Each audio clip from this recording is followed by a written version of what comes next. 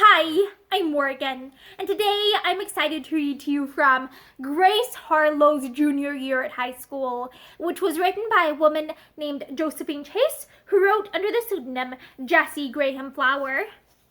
And this is the start of the section, Eleanor Finds a Way. Chapter 14, Eleanor Finds a Way. Now that Thanksgiving was past, basketball became the topic of the hour. The juniors had accepted the challenge of the senior class and had agreed to play them on Saturday, December 12th at 2 o'clock in the gymnasium. Only 2 weeks remained in which to practice. Their sorority enthusiasm had so completely run away with them that they had even neglected basketball until now. Therefore, Grace Harlowe's lost no time in getting Miss Thompson's permission to use the gymnasium and promptly notified her team and the subs to meet there, in gymnasium suits, prepared to play that afternoon.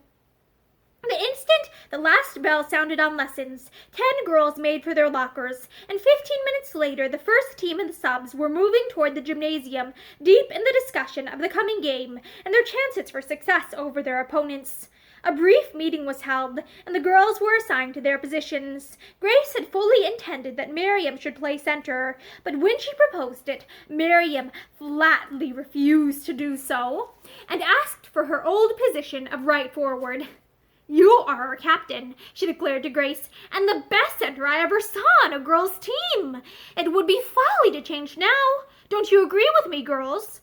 Nora was detailed as left forward, while Marian Barber and Eva Allen played right and left guards. The substitutes were also assigned their positions, and practice began. Before they had been on the floor 20 minutes, the girls were thoroughly alive to the joy of the game, and worked with the old-time dash and spirit that had won them the championship the previous year. Now that they were in harmony with each other, they played with remarkable unity, and after an hour's practice, Grace decided that they were in a fair way to whip the seniors off the face of the earth. "I never saw you girls work better," she exclaimed. "It will be a sorry day for the seniors when we line up on the 12th. "There will be a great gnashing of senior teeth after the game," remarked Nora confidently.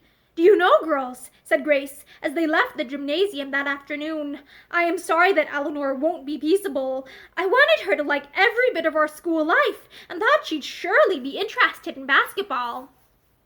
I suppose she will stay away from the game merely because we are on the team. It is really a shame for her to be so unreasonable." "Grace Harlowe, are you ever going to stop mourning over Eleanor?" cried Miriam impatiently. "She doesn't deserve your regret and is too selfish to appreciate it. I know what I am talking about, because I used to be just as ridiculous as she is. And knowing what you suffered through me, I can't bear to see you unhappy again over someone who is too trivial to be taken seriously."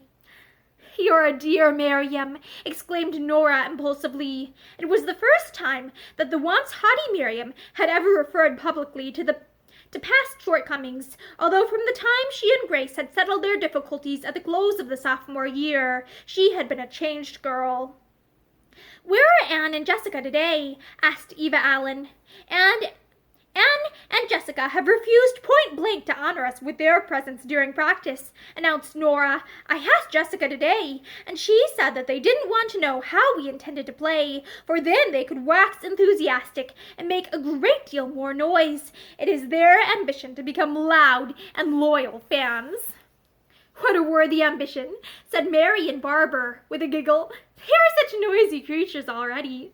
There was more laughing at this, as Anne and Jessica were by far the quietest members of the sorority. "Remember, we practice tomorrow after school," called Grace as she separated from her team at her street. As she walked slowly down the quiet street, deep in thought, her ear caught the sound of an approaching automobile, and she looked up just in time to see Eleanor drive by in her machine. Grace nodded to her, but her salutation met with a chilly stare.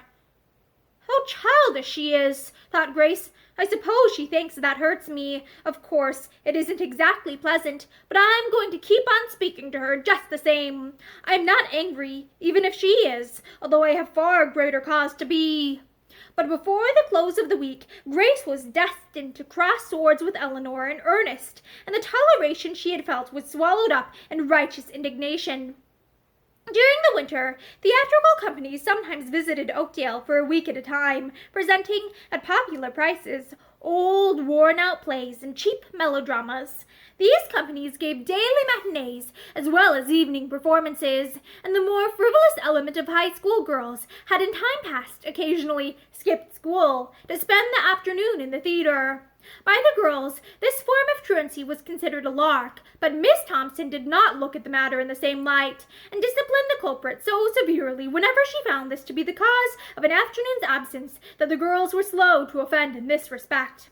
All this Eleanor had heard, among other things, from Edna Wright, but had paid little attention to it when Edna had told her. Directly after cutting Grace Harlowe, she turned her runabout into Main Street, where a billboard had caught her eye, displaying in glaring red and blue lettering the fact that the Peerless Dramatic Company would open a week's engagement in Oakdale with daily matinees.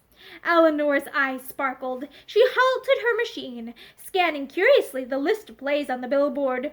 The Nihilist's Daughter was scheduled for Thursday afternoon, and Eleanor decided to go. She wasn't afraid of Miss Thompson. Then, possessed with a sudden idea, she laughed gleefully. At last she had found a way to effectually annoy the principal. And that is the end of chapter 14. Thank you for listening to it with me, and I hope you have a great day. Bye!